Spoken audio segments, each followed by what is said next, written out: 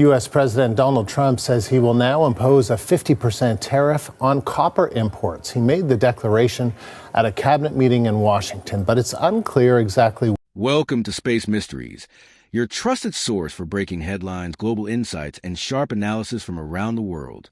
If you're new here, don't forget to hit that subscribe button and turn on notifications so you never miss an update.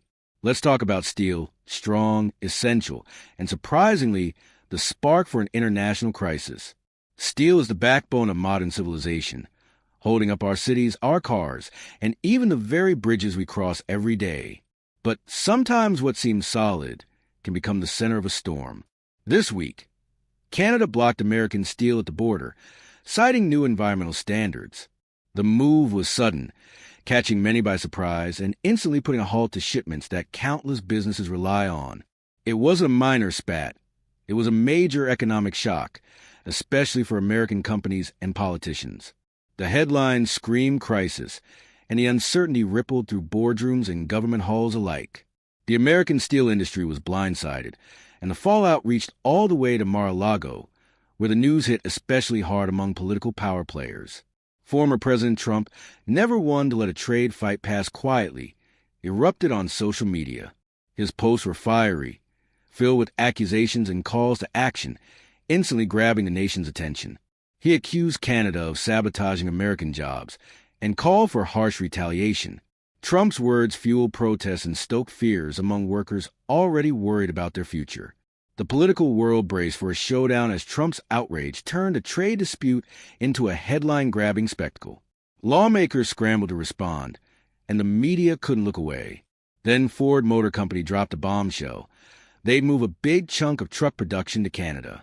The announcement sent shockwaves through the auto industry and beyond. Why?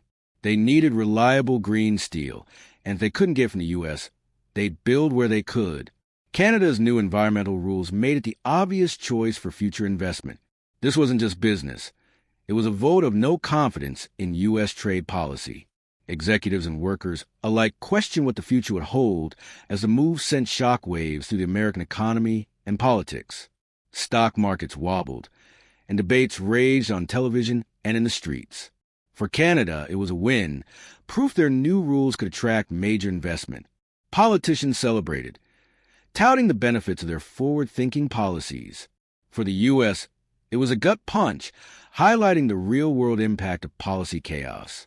Factories closed, workers lost jobs, and confidence in leadership faltered.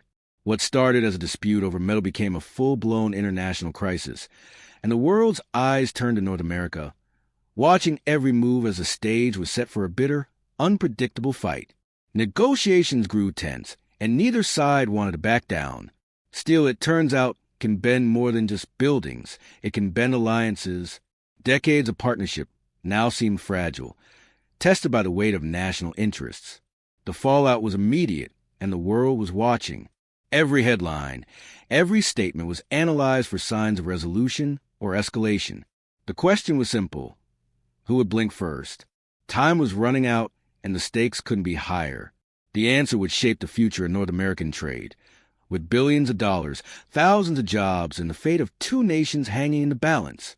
And it all started with a simple border stop sign, a small act that set off a chain reaction felt around the world. Why did Canada block American steel? The answer isn't as simple as it might seem. Officially, it was about the environment. Canada had made bold promises to cut emissions and fight climate change, and its new Green Steel Act required ultra-low carbon emissions for steel used in major projects, setting some of the toughest standards in the world.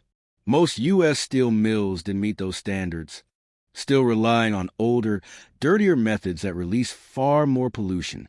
So when the law took effect, American steel was effectively shut out of Canadian government contracts and infrastructure projects.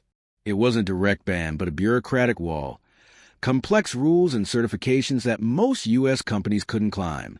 Yet behind the environmental justification was something more. The move gave Canadian steelmakers a massive home field advantage, protecting local jobs and boosting domestic industry. Having already invested in green technology, Canadian producers now dominated their own market, reaping the rewards of early innovation. The U.S., meanwhile, was stuck. Arguing against environmental rules looked politically toxic, but ignoring the economic hit was even worse, especially for American workers. Canada insisted it was about clean air, while the U.S. saw it as a disguised trade barrier that hurt their industry. The truth lay somewhere in between, a mix of green ideals and economic strategy. Canada's move was both a climate play and a power play, reshaping the rules of the game. Now the U.S. had to decide, adapt, retaliate, or negotiate for a better deal. The stakes were high, and the clock was ticking on both sides. This was more than a trade spat. It was a test of priorities, values, and the future of North American industry. Into this storm stepped Donald Trump, ready to turn up the heat. He blasted Canada online, calling the Prime Minister weak and demanding massive tariffs on Canadian goods. His outrage wasn't just personal. It was a rallying cry for his supporters. Republicans echoed his tough talk, while Democrats scrambled to avoid a trade disaster. War. Suddenly, a complex policy issue became a political loyalty test.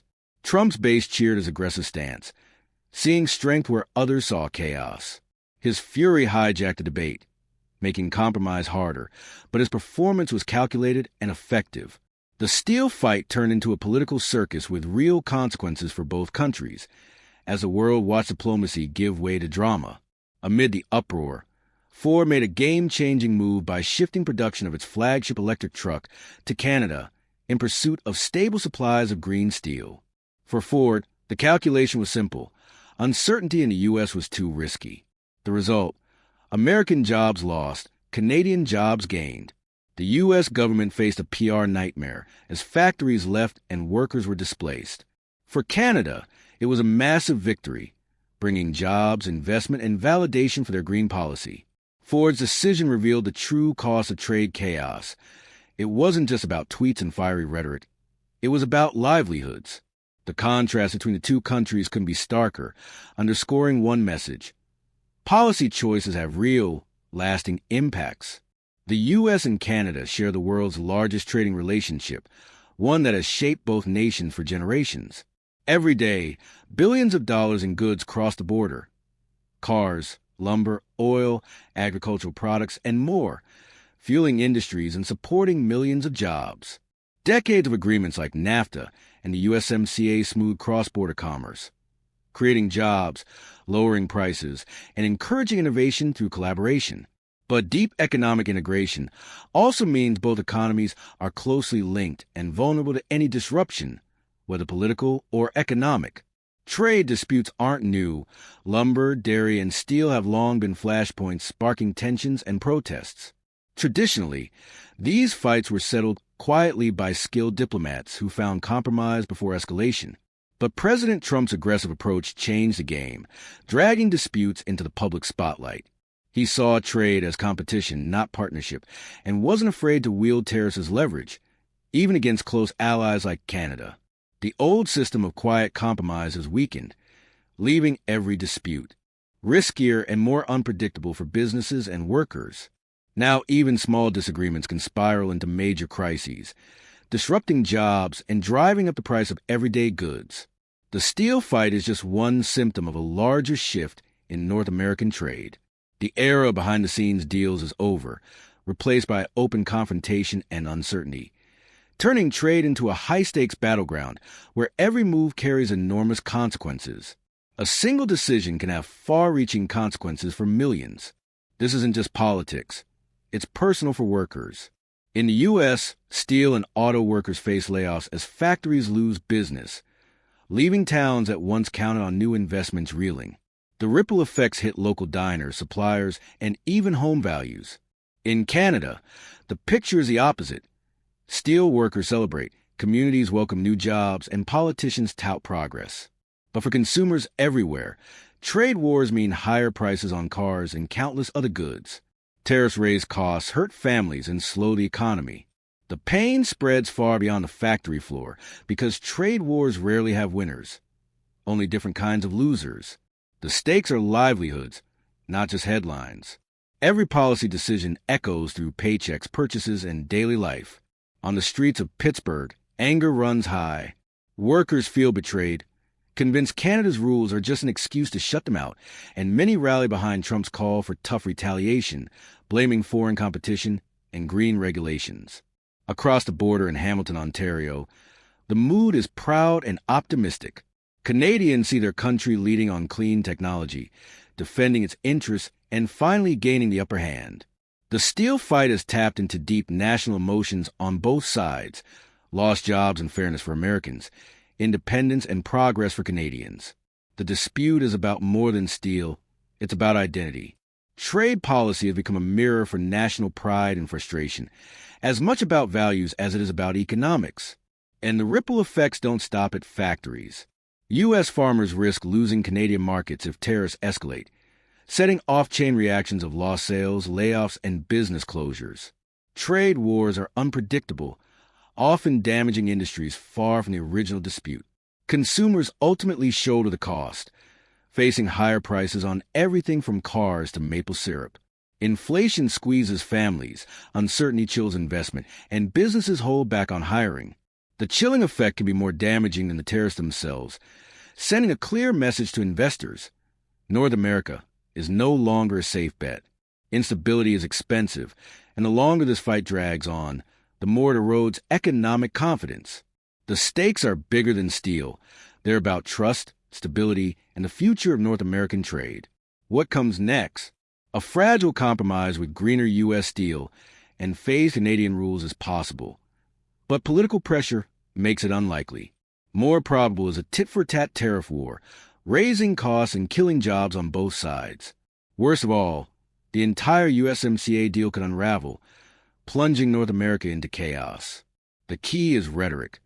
Will leaders seek solutions or stoke conflict? The future of trade, jobs, and stability hangs in the balance, all over a dispute about steel. In this strange new world, even the strongest metal can't hold everything together.